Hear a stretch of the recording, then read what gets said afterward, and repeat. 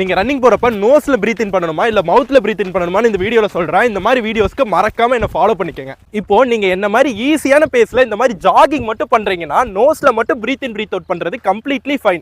ஏன்னா இதுதான் உங்க பிரீத்திங்கை கண்ட்ரோலாவும் வச்சுக்கும், ரிலாக்ஸாவும் வச்சுக்கிறதுக்கு ஹெல்ப் பண்ணும். பட் ஒன்ஸ் நீங்க இந்த மாதிரி ஃபாஸ்டா ரன் பண்ண ஆரம்பிச்சிட்டீங்கன்னா உங்க மசிலுக்கு அதிகமான ஆக்சிஜன் சப்ளை தேவைப்பட ஆரம்பிச்சிடும். அந்த டைம்ல தான் உங்க பாடி நோஸோட சேர்த்து மவுத்லயும் பிரீத் இன் பிரீத் அவுட் பண்றதுக்கு ஸ்டார்ட் ஆகிடும். நீங்க அந்த டைம்ல நீங்க நோஸ்ல மட்டும் தான் பிரீத் இன் பண்ணுவேன், மவுத்ல பிரீத் இன் பிரீத் அவுட் பண்ண மாட்டேன்னு சொல்லி உங்களை நீங்களே ரெஸ்ட்ரிக்ட் பண்ணீங்கன்னா உங்க பாடி சீக்கிரமாவே டயர்ட் ஆகிரும். அதே டைம்ல உங்களுக்கு ரொம்ப மூச்சு வாங்க ஆரம்பிச்சிடும். அண்ட் கடைசியா நீங்க நோஸ்ல மட்டும் தான் பிரீத் இன் பண்ணணும் இல்ல மவுத்ல மட்டும் தான் பிரீத் இன் பிரீத் அவுட் பண்ணணும் எந்த ஒரு ஸ்ட்ரிக்டான ரூல்மே இல்லைங்க.